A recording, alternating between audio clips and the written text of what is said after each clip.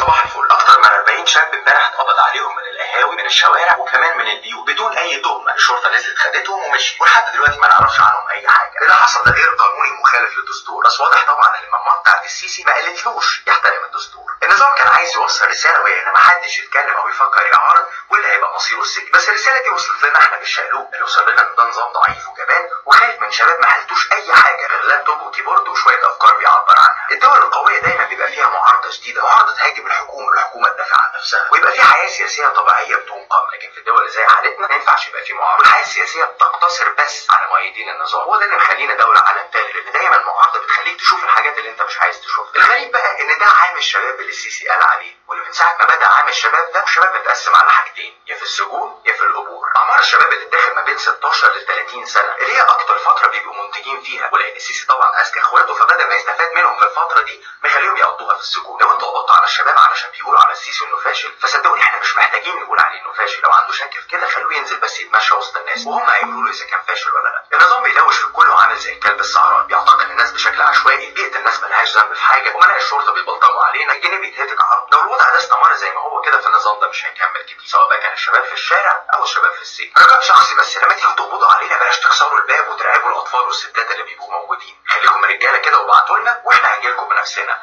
عشان احنا ما بنعملش حاجه غلط نخاف منها. اشوفكم على خير.